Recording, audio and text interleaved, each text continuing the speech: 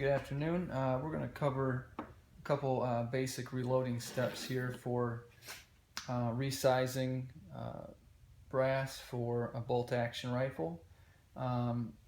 Two steps that we need to cover to make ammunition is sizing for the proper headspace and sizing for proper neck tension.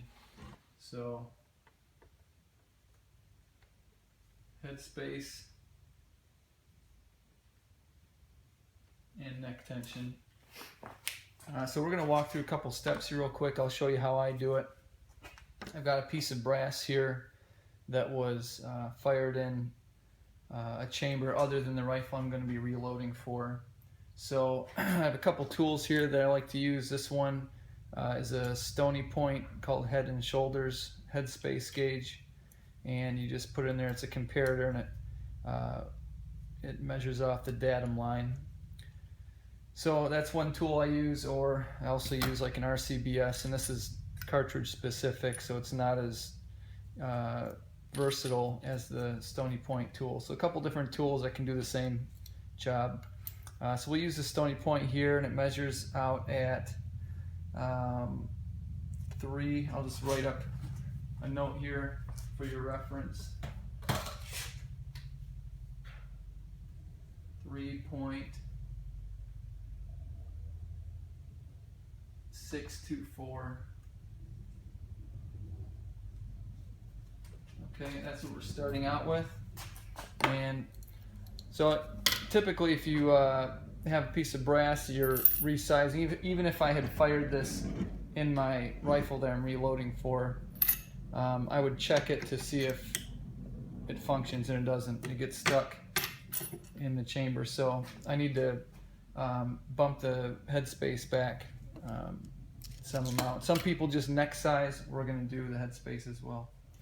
So I'm using stepped shell holders as well. These are Reading competition shell holders set. So what these do is they hold in 2000ths increments. You have shell holders that hold the case a little bit farther up into the die each time when you go up with the different size shell holders. So what I do is I start out with number 10 holds the case the farthest outside of the die, and I set up my die already.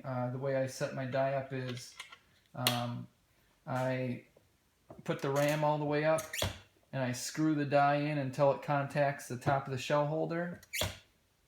Okay, so I screw it all the way in, back off the ram, give it another 1/8 of a turn so that the lever cams over like that.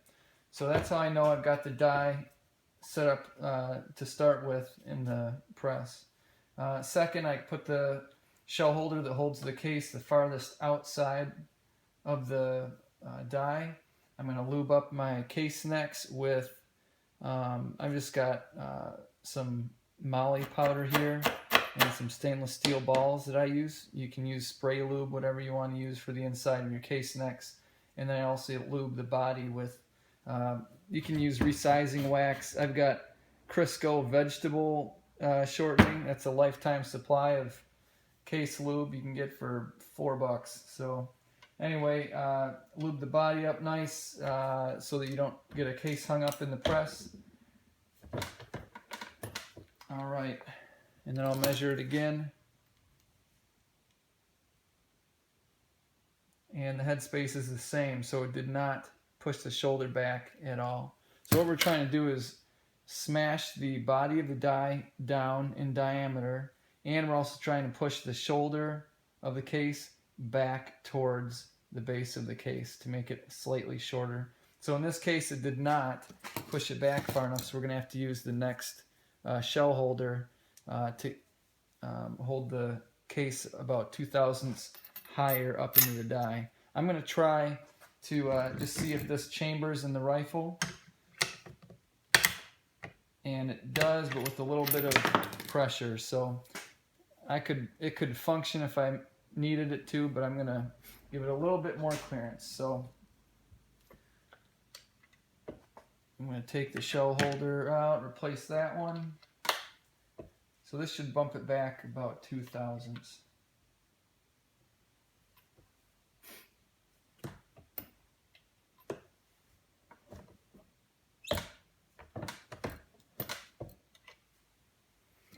So let's see what the reading is this time. And our reading is, okay, we started out with 3624, and now it's reading 3622.5. So I've pushed it back about 1 thousandth to 2 thousandths. So we'll see how this chambers in my rifle. Good. There's no extra force needed. The bolt should close like it's closing on an empty chamber. So that's what I'm looking for when I'm testing to see if the bolt closes with this sized piece of brass. So that allows us to set the headspace. So that was step number 1. Step number 2 is to decide how much neck tension. Today I'm going to walk through how to set the neck tension with a die that uses neck bushings. Some dies don't have the ability to change the diameter of the neck in the die. So if you've got one of those, one of the kind of off-the-shelf dies that you might see, they're kind of inexpensive, popular for like hunting. But for target shooting, you want to have more control over the neck tension, because the less that you work the brass in the case neck, the longer the brass will last. So I have a dummy round here that I pushed a bullet into that I'm going to be using. So the necks on this brass are unmodified, meaning I have not turned the necks or trimmed them down, so the neck wall thickness is the same. Alright, so the neck is 0.337.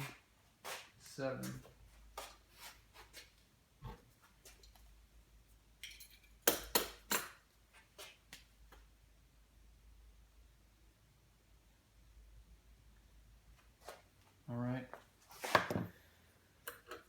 So our dummy round shows it with the loaded round in there, it's 0.337. So I want, usually for long range shooting, you use about 1 to 2 thousandths of neck tension, which means I want the diameter of this neck to be about 1 to 2 thousandths smaller in diameter than it is right now with the loaded bullet in there. So what I want to do is set this die up so that when I run this case up there, it'll be, instead of 337, it'll be 335. That'll give me 2 thousandths difference, so 2 thousandths of neck tension. So when you screw the top off of one of these bushing dies, you have you've got a bushing that comes out of there.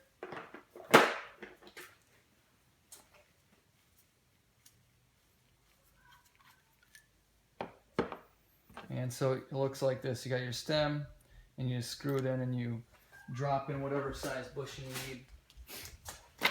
I've got a series of bushings here that are different sizes.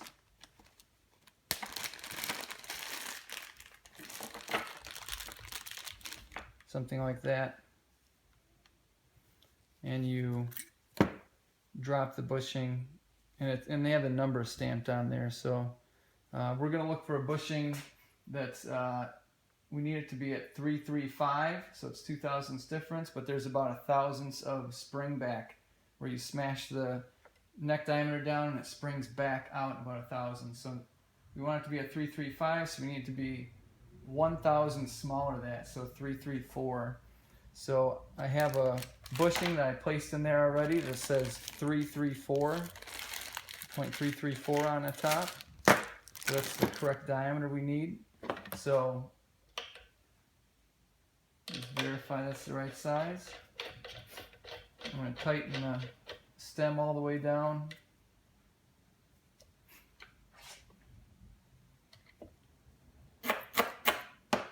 Make sure the neck's nice and lubed.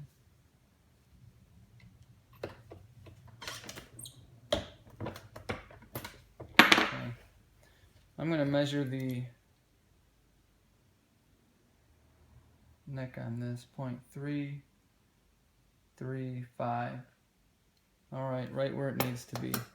Okay, so now I know that my loaded round is 337, my unloaded round is 335, so I'm going to have 2 thousandths of tension exerted on the bullet. That's the theory anyway. So now I'm ready to go. All I have to do is pop a primer in there and I'm ready to rock and roll. I hope that helps kind of walk through some of the steps to set the head spacing and determine the neck diameter bushing that you need for your bolt action rifles. We set the head space back for a bolt gun. We set it back about somewhere in the neighborhood of 1 to 3 thousandths. If you're shooting a gas gun, you'll need maybe another 2 or 3 thousandths of headspace clearance, so maybe 5 thousandths of clearance. You don't want to go too much more than that because then you can you're overworking your brass and you could have case head separations. So good luck with the reloading, and I'll see you on the firing line.